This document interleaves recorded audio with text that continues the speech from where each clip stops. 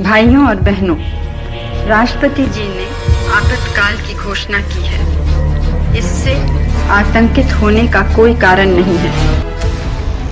ये वो आवाज है जिसने लोकतंत्र की हत्या की। 25 जून 1975 लोकतांत्रिक भारत की वो काली रात जिसका काला धब्बा मिटाने से भी नहीं मिटेगा। आपातकाल की घोषणा करते हुए तत्कालीन कांग्रेस सरकार ने हमारे लोकतांत्रिक मूल्यों को कुचलते हुए हमसे वो सभी अधिकार छीन लिए जो संविधान ने हमें दिए थे। लोकतंत्र का चौथा स्तंभ माने जाने वाले मीडिया पर ताला लगा दिया। पत्रकारों को जेल, यहाँ तक कि इंदिरा गांधी के खिलाफ खबर न चले इसलिए देश के सभी अखबारों की बिजली आपूर्ति को ठप कर दिया गया। न्यायपालिका की मर्यादा का हनन, धुरंधर नेताओं को जेल और देश के साथ फिर शुरू हुआ यातनाओं का खेल।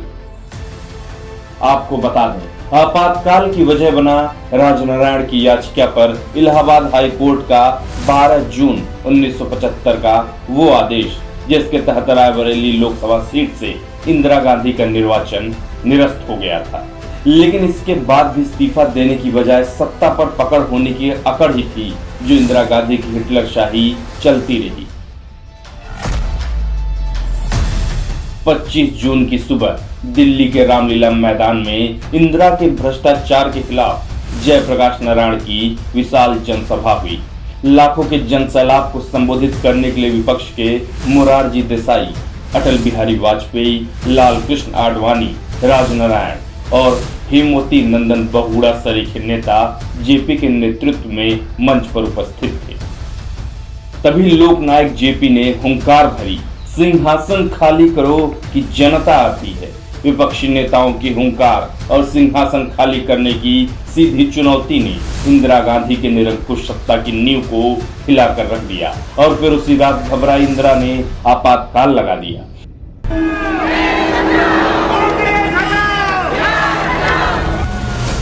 इसके बाद ताबड़तोड़ गिरफ्तारियां शुरू हुई। जेपी से लेकर अटल बिहारी वाजपेयी तक, मोरारजी देसाई से लेकर आडवाणी तक सभी बड़े नेताओं को जेल हुई और इस दौरान देश में लगभग 21 लाख गिरफ्तारियां हुई।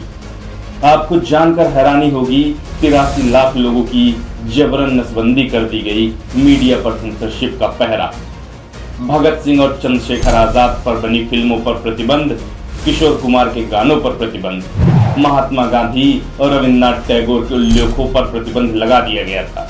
पर वो कहते हैं न, हर काली रात के बाद उजाला होता है। और जैसा कि गिरफ्तारी के समय जेपी ने कहा था, विनाश काले विपरीत बुद्धि, ठीक वैसा ही हुआ।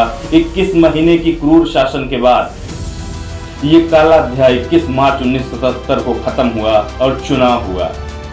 जनता इंदिरा गांधी को सिरे से नकारते हुए कांग्रेस को सत्ता से उखाड़ फेंका और मोरारजी देसाई के नेतृत्व में देश में पहली गैर कांग्रेसी सरकार बनी। लोकतंत्र जीत गया और तानाशाही हार गई।